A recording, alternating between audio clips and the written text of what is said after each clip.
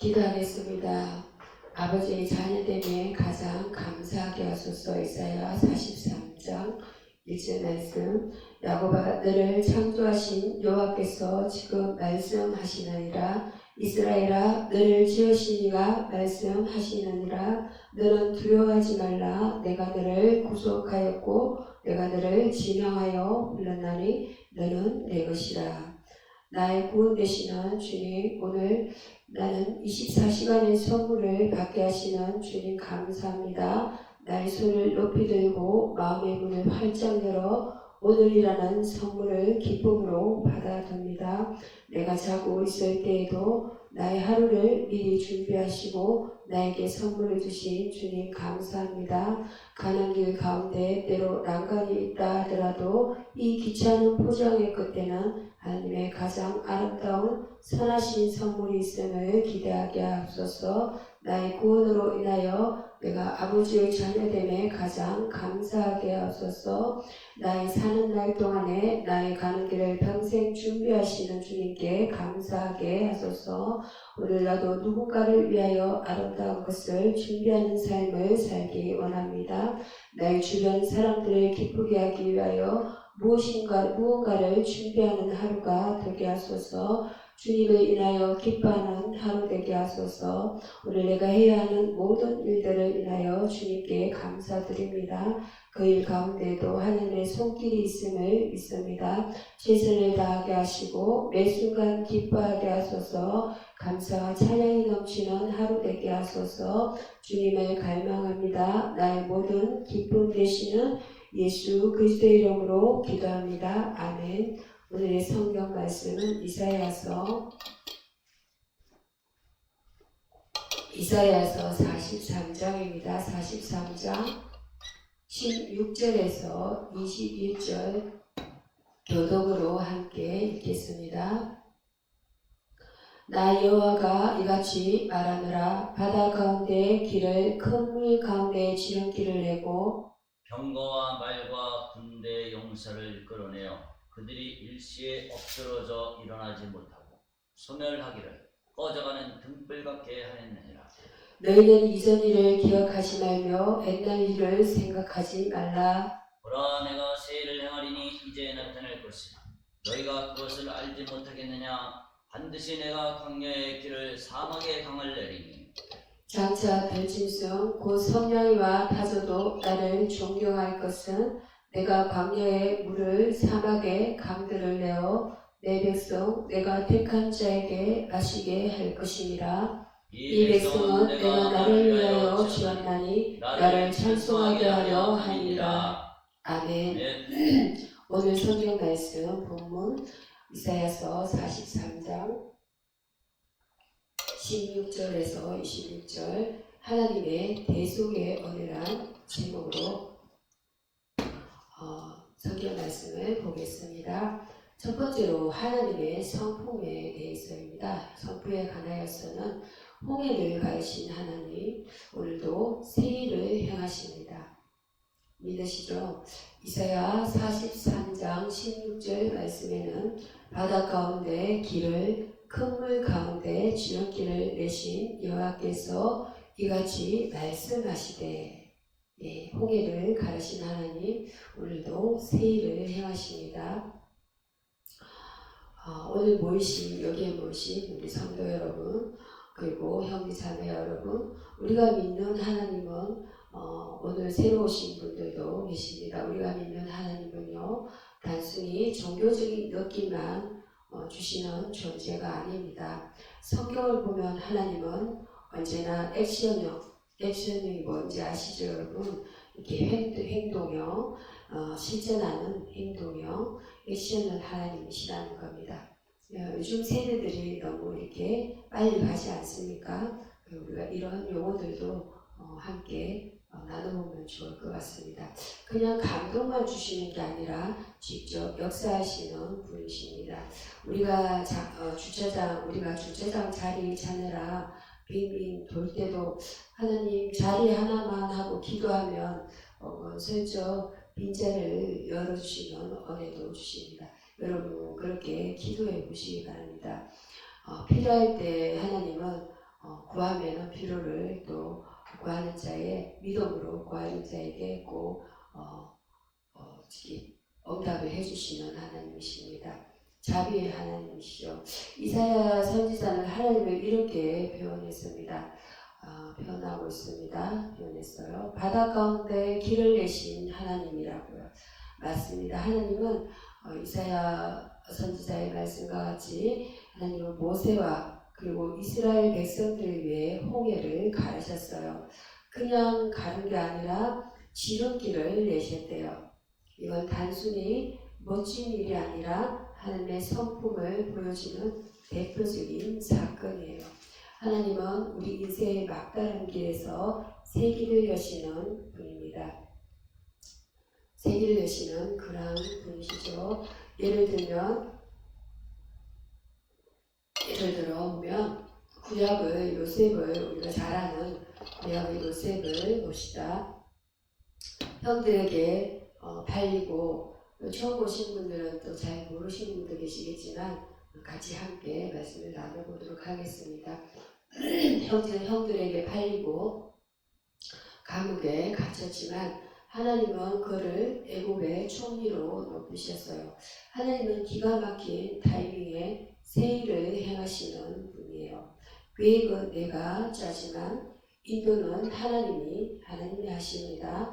그러니까 우리의 기도는 하나님 내 계획을 축복해 주세요 보단 하나님 우리의 계획에 저를 사용해 주세요가 되어야 해요.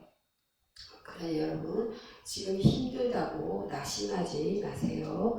하나님은 과거의 영광에만 머무르지 않으세요. 매일 새 일을 행하십니다. 여러분 오늘과 내일의 새로운 역사를 준비하고 계십니다. 두 번째로는 하나님의 사람에 대해서 사람의 본질에 대해서 관하여서 사람의 본질에 대해서 보겠습니다. 우리는 어떻습니까? 자주 잊고 자주 또 넘어집니다.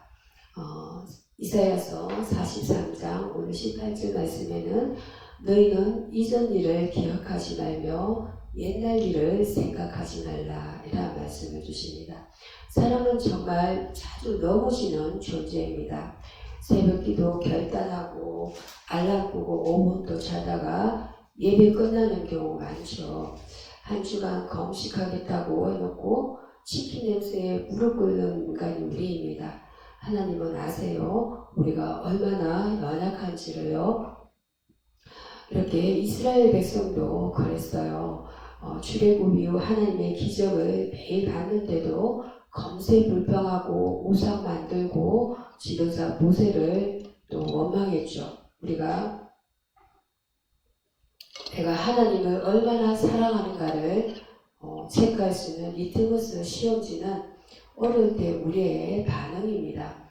문제 앞에서 하나님을 붙잡는가 아니면 과거의 방식대로 불평하고 도망치는가. 우리의 본질은 있는 존재예요. 그래서 하나님은 계속 말씀하세요.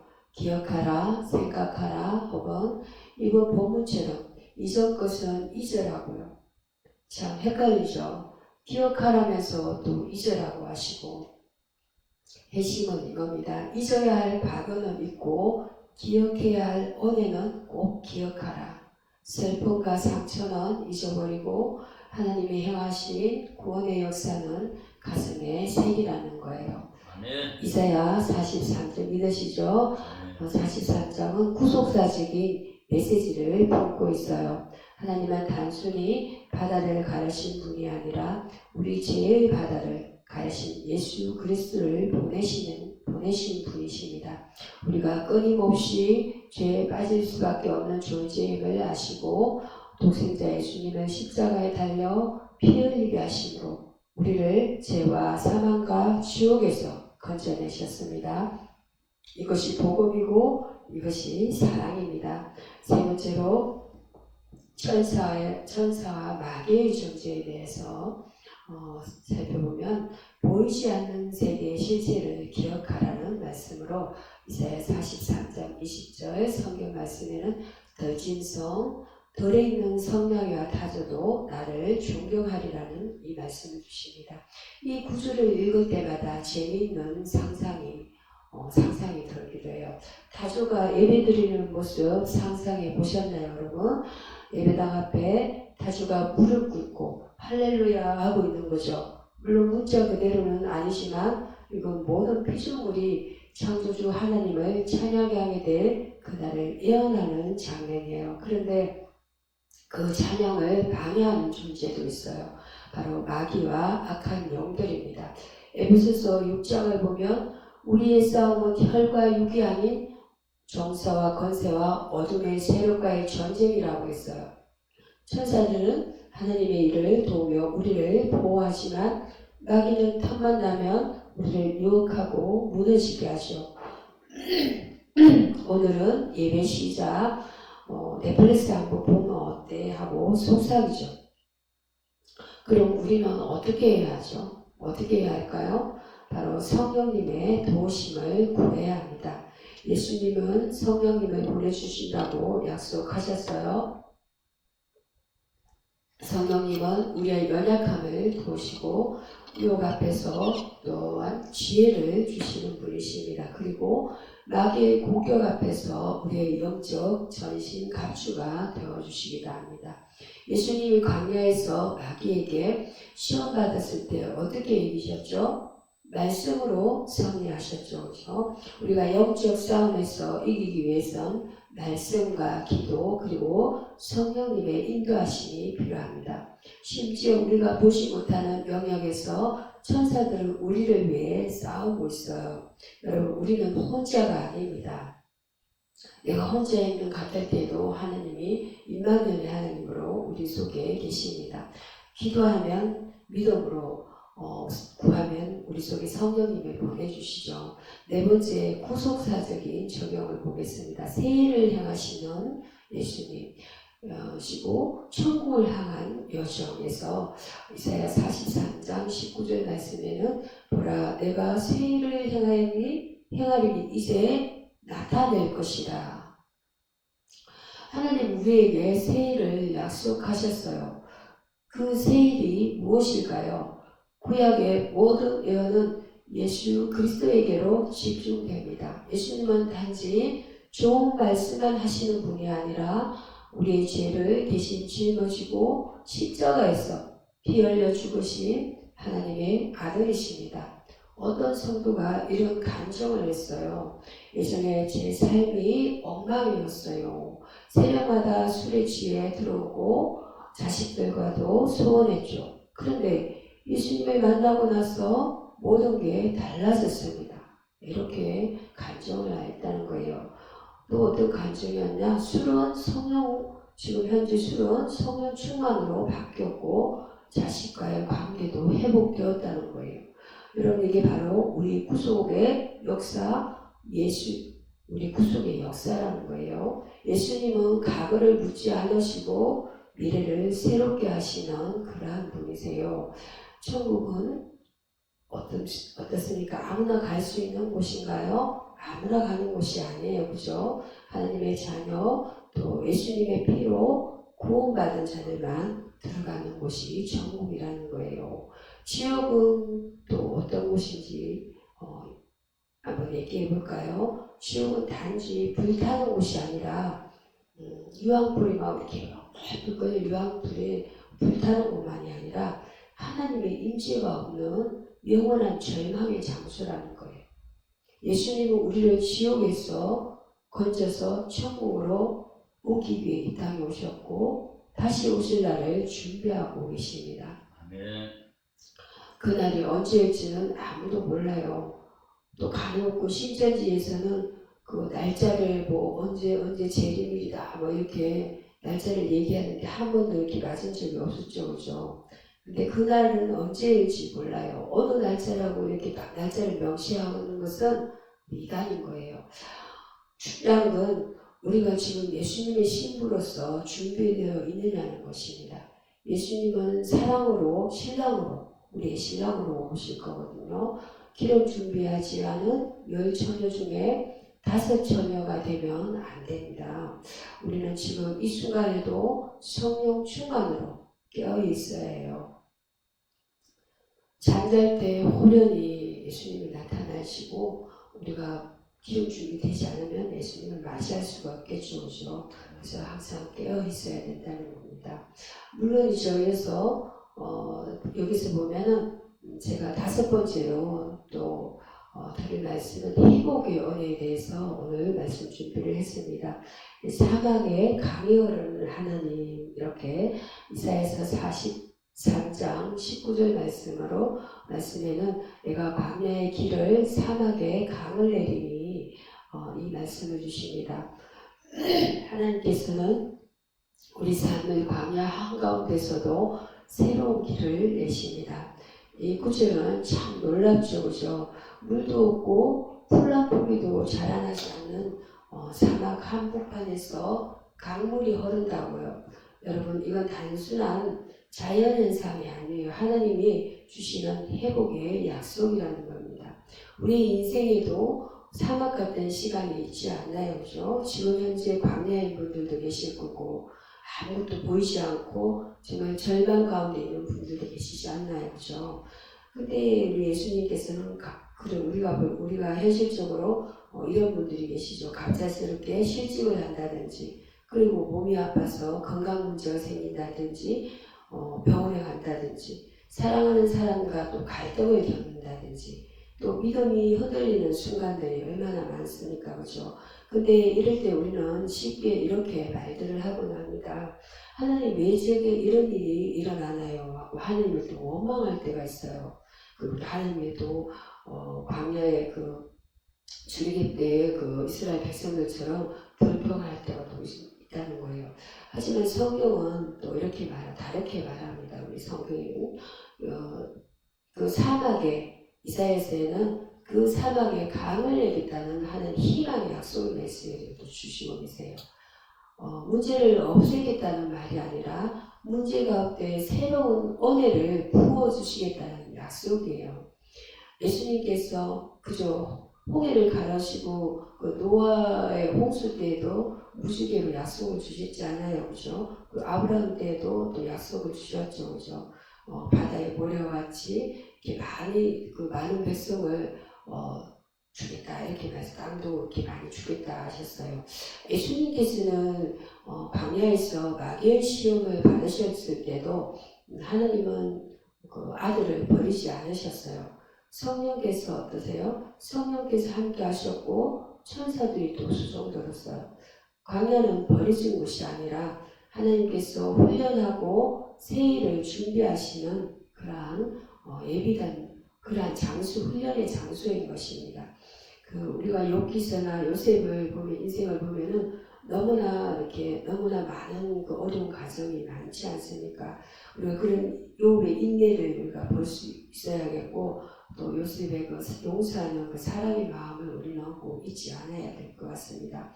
한 번은 어떤 성도가 또 저에게 이렇게 말했어요. 목사님, 제가 요즘 영적 강야 같아요. 아무 감동도 없고 예배들도 눈물 한 방울 안 나와요. 그래서 제가 이렇게 말했습니다. 그게 바로 하나님께서 당신을 깊이 사랑하고 있다는 증거입니다. 라고요. 감정이 없을 때에도 말씀을 붙드는 훈련이 시작된 거예요. 여러분, 사막 같다고 낙심하지 마세요. 하나님은 사막에 강을 내시는 분이십니다. 그 강은 성령의 은혜이고 예수님의 또 보이며 우리 믿음을 새롭게 하는 또 능력이기도 합니다. 자, 오늘도 우리 오신 분들, 주님은 여러분의 매일 메마른 심령 가운데 그 강을 흐르게 하길 원하십니다. 한 주 동안, 5일 동안 이렇게 직장 생활로, 그리고 힘들고 이렇게 어려운 상황 가운데에서 지치고 많은 또 어려움이 또 없지 않으시고 피곤하실 겁니다. 그럼에도 이 예배 자리가 없지 않습니까? 그래서 이런 예배 자리가 헛된 시간이 아니라 하나님의 집중하는 시간이라는 걸 아시고 말씀 앞에 우리는 무릎 꿇고 성령님을 초청하세요. 주님은 응답하십니다. 6번째, 예수님 안에서 새로운 정체성이라는 말씀입니다. 내 백성 내가 지은 자, 43 43장 21절 말씀에는 이 백성은 내가 나를 위하여 지었나니 나를 찬송하게 하려 함이라. 자, 이 말씀은 얼마나 위대한 말씀인가요? 성령님을 여러분도 초청하시고 마음속에 초청해 보세요. 그래 분명히 하나님께 응답하신다고 말씀해 주셨어요. 하나님께서 말씀하신다. 너는 우연히 태어난 존재가 아니라는 거예요.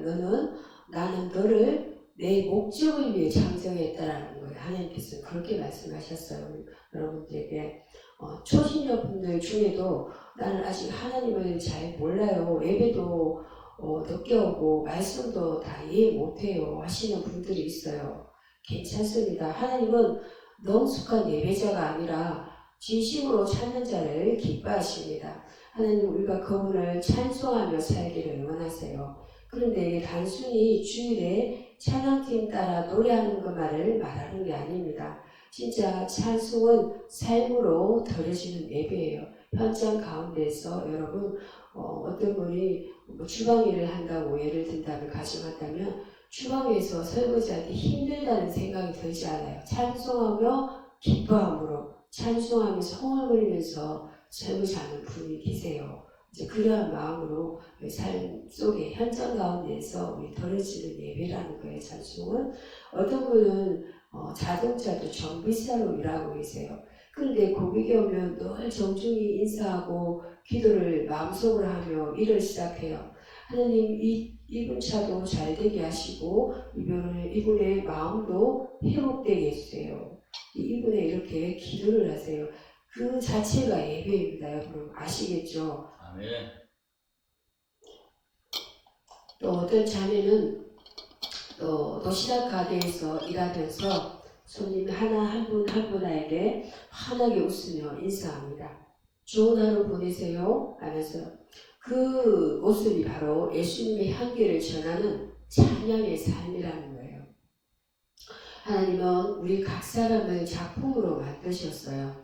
에베소서 2장 10절을 보면 10절 말씀에 우리는 그가 만드신 바라 그리스도 예수 안에서 선한 일을 위하여 지으심을 받은 자니라고 말씀하십니다. 우리는 우연히 생긴 존재가 아니라 하나님의 설교대로에 태어난 존재라는 거예요.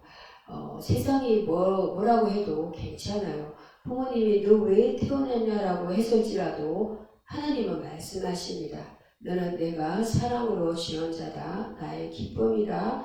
나의 찬송이 되도록 만들었다. 이 말씀을 꼭 마음에 꼭 새기세요. 혹시 집에서 부모님으로부터 또 이렇게 여러 가지 일로 힘든 일이 있어도 하나님의 말씀을 꼭 명심하고 그 말씀을 마음밭에 꼭 새겨두시기 바랍니다. 7번째로는 재림과 영원한 소망. 예수님 다시 오실 날을 준비하라. 자, 여기서 성경 전체는요 한 가지 메시지를 향해 달려가고 있어요. 그것은 바로 예수님의 다시 오심, 즉 재림이라는 거예요. 재림입니다, 여러분. 이사야서도 단순한 위로의 메시지가 아니라 예수님의 오심과 다시 오심을 모두 예언하는 그런 내용들로 구성이 되어 있는 책이에요. 하나님은 새 일을 행하시고 그 새 일의 정점은 예수님의 재림과 천국 완성입니다. 여러분 우리가 왜 예배드리고 성경 말씀 보고 이렇게 할까요? 그냥 우리가 예수님이 다시 오시지 않고 부활하신 예수님께서 다시 오시지 않고 그 천국 소망이 있기 때문에 우리는 예배 드릴 수 있고 또 성경 말씀 보면서 예수님의 그 재림을 준비하는 거예요. 그죠? 천국에 가기 위해서 지옥에 가면 안 되잖아요. 그죠? 예수님도 꼭 만나야 되겠죠. 이 땅에서 우리가 요한복음 11장 25절에서는 우리가 아무리 잘 살아도 결국은 죽음을 맞이하죠. 근데 예수님은 말씀하십니다. 우리는 죽지 않고 사는 사람 없죠. 그죠? 다 죽는 거예요. 근데 예수님 이렇게 말씀하세요. 나는 부활이요 생명이니 어떻게 말씀하셨나요? 나를 믿는 자는 죽어도 살겠고 요한복음 11장 25절에서 나를 믿는 자는 죽어도 살겠고 이렇게 부활이고 생명이라고 말씀하셨습니다. 어떤 분은 이렇게 말해요. 하나님은 왜 당장 천국을 안 데려가시죠? 이유는 분명합니다. 아직 준비되지 않은 영혼들이 있기 때문이에요.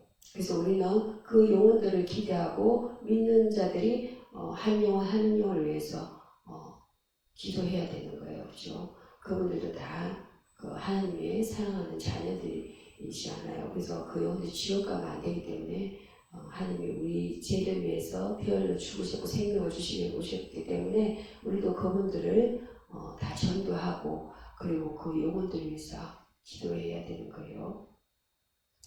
오늘 예배를 드리는 여러분 바로 그 준비된 신부가 되기를 원하시는 거예요. 주님은 어느 날 갑자기 알람 없이 찾아올 겁니다. 그래서 우리는 깨어 있어야 해요. 마태복음 25장의 열처녀 비유처럼 신랑이 오기 전에 덩불에 기름을 채우고 준비된 자는 기쁨의 잔치에 들어가지만 준비하지 않은 자는 문 밖에서 울며 후회했어요. 오늘 여러분의 영혼에 덩불에 기름이 채워지고 있나요? 매일 성경을 읽고 기도하고 예배하는 삶의 천국을 준비하는 삶인 것입니다. 예수님은 다시 오실 것입니다. 천사들과 함께 심판주로 오실 겁니다. 믿는 자에게 구원의 완성이고 믿지 않는 자에게는 심판인 것입니다. 하지만 두려워하지 마세요. 여러분들은 두려워하지 말라고 말씀하세요. 우리는 예수님의 피로 씻김받은 자들에게 그날을 소망으로 기다릴 수 있다는 거예요. 오늘 말씀처럼 제가 말씀을 적용을 해보면 하나님은 사막에 첫 번째 강을 계시며 우리의 광야 같은 인생 가운데 회복의 길을 여시는 분이십니다. 두 번째는 우리는 연약하지만 두 번째 하나님의 백성으로 부르심을 받았고 삶 전체가 찬송의 예배가 되어야 합니다. 세 번째로는 보이지 않는 세계 마귀의 유혹과 싸우되 성령의 도우심과 천사들의 보호하심을 믿고 의지해야 합니다. 네 번째로는 예수님의 구속사적인 사역을 기억하면서 죄와 죽음에서 자유케 하신 은혜에 감사하고 재림의 날을 준비하고 살아야 합니다. 다섯 번째로는 네 번째까지만 보면 되겠습니다. 형제 자매 여러분 그리고 성도 여러분, 예수님이 여러분을 사랑하십니다. 그분은 오늘도 여러분의 삶에 새 일을 시작하고 계십니다. 과거의 실패는 잊고 하나님의 약속을 붙들며 믿음의 걸음을 다시 시작합시다. 다음 주에 타도제신 여러분이 찬양하게 되길 소망입니다. 기도하겠습니다. 하나님 아버지, 오늘 이사야 말씀을 통해 하나님의 성품을 깊이 깨닫게 하시니 감사합니다. 우리의 연약함을 아시면서도 늘 새 일을 행하시는 주님의 은혜에 감격합니다. 보이지 않는 세계 속에서도 우리를 지키시는 천사들의 사역을 믿습니다. 예수님의 십자가의 피로 죄와 사망에서 건져주신 그 구속의 은혜를 잊지 않게 하소서. 천국을 소망하며 깨어 준비하는 삶을 살게 하시고 성령 충만으로 재림의 날을 맞이하게 하소서. 예수님의 이름으로 기도드립니다. 아멘. 네. 오늘 그 마지막 말씀은 제가 마치기 전에 여러분에게 마지막 말씀을 전할게요. 성도 여러분, 하나님의 새 일은요, 오늘 이 순간에도 여러분 안에서 시작되고 있는 걸 믿으시기 바랍니다. 시작되고 있습니다. 비록 아직은 초신자이고 성경책 넘기는 것도 익숙하지 않더라도 괜찮아요. 하나님은 완벽한 사람보다 순종하는 사람을 사용하십니다. 그래 주저 말고 오늘도 하나님과 함께 외치세요. 주님 저를 사용해 주세요. 한번 외쳐봅시다. 주님 저를 사용해 주세요. 주님 저를 사용해 주세요. 타조가 아니라 제가 예배하게 하소서. 타조가 아니라 제가 예배하게 하소서. 예배하게 하소서.